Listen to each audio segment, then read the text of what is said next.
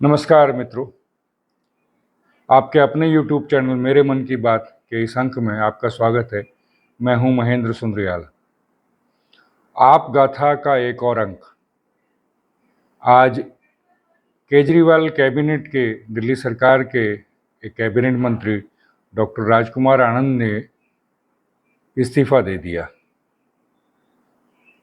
अभी अटकलें जारी हैं कि वो शायद बीजेपी में जा रहे हैं, पर कोई घोषणा अभी नहीं हुई है। हाँ, इस बीच में संजय सिंह ने और सौरभ भारद्वाज ने जरूर कह दिया कि वो बीजेपी में जा रहे हैं और शायद उनको टिकट मिल रहा है। ये स्पेकुलेशन भी उन्हीं की तरफ से है। इससे पहले कि हम आगे बढ़ें, पूरे घटनाक्रम पे एक नज़र डाल देते हैं। जब से ये जांच शुरू हुई है, तब से ईडी ने केजरीवाल जी को 9 समन भेजे। फिर कोर्ट में गुहार लगाई ईडी ने। अल्टीमेटली कोर्ट के कहने पे जब कोर्ट ने गो अहेड दे दिया, तो फिर उनको अरेस्ट किया गया। पूछताछ के लिए गए और फिर अरेस्ट किया गया। फिर वो जुडिशियल कस्टडी में भेजे गए। जिस दिन वो अरेस्ट हुए, उसके बाद जो है, दूसरे दिन आतिशी मार्लिना जो हैं, वो काफ़ी खुश दिखी, प्रेस कॉन्फ्रेंसेस की, जिसमें उन्होंने जोरदार वकालत की केजरीवाल जी की। लेकिन अटकलें यही थी कि वो खुश हैं कि शायद नंबर 2 कैबिनेट में हैं, तो जो काम चलाऊ जो मुख्यमंत्री हैं, कार्यवाहक जो मुख्यमंत्री हैं, वो बन जाएंगी। उनकी आशाओं पर तुषारपात किया दूसरे दिन, उसके अगले दिन, जब केजरीवाल जी की पत्नी सुनीता केजरीवाल ने एक वीडियो बनाया और जिसमें उन्होंने जो है वो सहानुभूति बटोरने की कोशिश की। फिर उसके बाद जब 31 को रैली हुई, 31 अप्रैल को रैली हुई रामलीला मैदान में, तो उसमें भी सुनीता केजरीवाल सोनिया गांधी के बगल में बैठी नजर आई। तो आतिशी को क्लियर हो गया कि यदि कार्यवाहक मुख्यमंत्री कोई बनना है, यदि किसी लीगल वजह से केजरीवाल को रिजाइन करना पड़ता है, या नैतिकता का आधार कुछ ज़्यादा बढ़ा दिया जाए, या राष्ट्रपति शासन लगने की नौबत आ जाए, तो भी मुख्यमंत्री आतिशी मार्लिना नहीं बनेंगी, बल्कि सुनीता केजरीवाल बनेगी। ये बहुत क्लियर हो गया था। उसके बाद संजय सिंह का केस, बेल की एप्लीकेशन जो है सुप्रीम कोर्ट में गई। सुप्रीम कोर्ट में जब पूछा गया तो ईडी ने कहा कि उनको कोई आपत्ति नहीं है यदि संजय सिंह को जमानत दे दी जाए। तो इस तरह से बुधवार को संजय सिंह भी जेल से बाहर आ गए। जेल से बाहर आए तो सारी लाइमलाइट जो है वो संजय सिंह ले गए। ठीक है, वो केजरीवाल के समर्थन की बात कर रहे हैं, केजरीवाल के लिए आंदोलन करने की बात कर रहे हैं, वो सब कुछ है, लेकिन लाइमलाइट जो है मीडिया में, वो आज की डेट में संजय सिंह है। इस बीच में सौरभ भारद्वाज भी काफ़ी भाग दौड़ करते हुए नजर आए, लेकिन कोई खास उसका असर हुआ नहीं।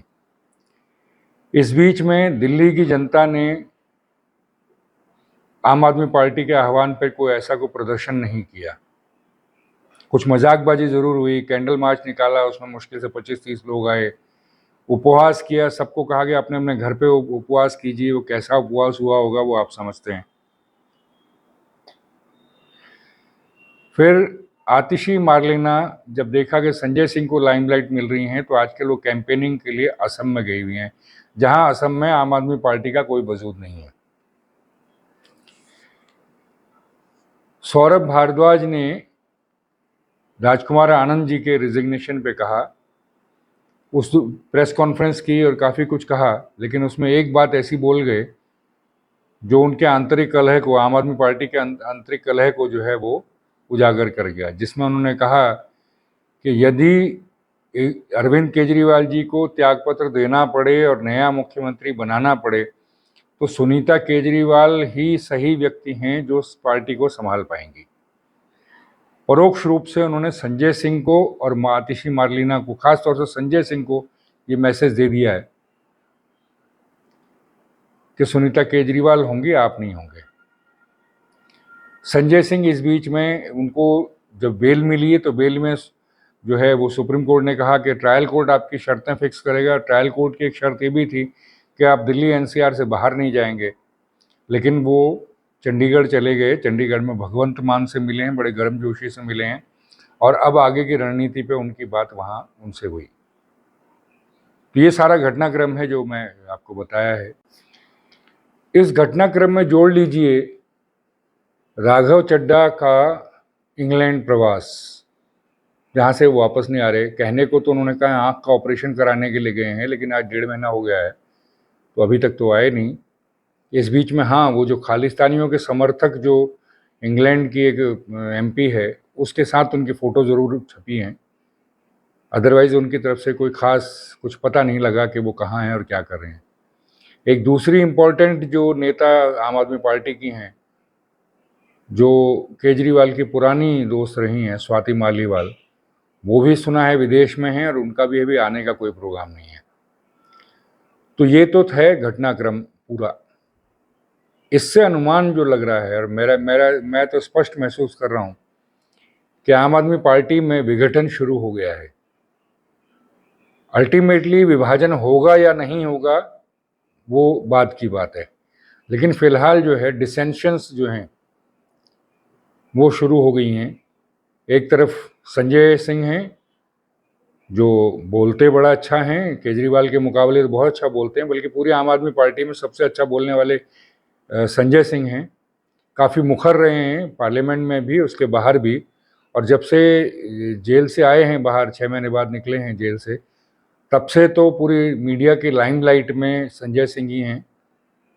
तो एक तरफ उनकी महत्वाकांक्षा है, एक तरफ आतिशी की है, लेकिन आतिशी को जब भी लगेगा कि मेरे से संजय सिंह आगे चले गए हैं और शायद इनके नंबर बन रहे हैं, तो आतिशी जो है वो अरविंद केजरीवाल का साथ देगी, और अरविंद केजरीवाल का साथ देने का मतलब है सुनीता केजरीवाल का मुख्यमंत्री बनना।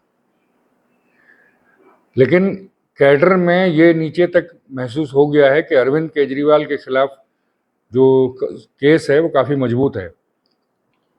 कल जब हाईकोर्ट ने उनका जो है, हाईकोर्ट में गए थे अरविंद केजरीवाल अपनी अरेस्ट को चैलेंज करने के लिए, तो वहाँ जो है हाईकोर्ट ने उनके केस की धज्जियाँ उड़ा दी, उनके किसी आर्ग्यूमेंट को नहीं माना।